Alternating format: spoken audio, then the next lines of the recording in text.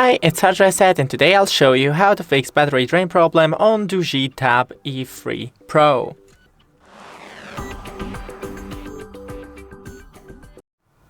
So first go into the settings, then right here select battery, and we have battery saver, and enable it.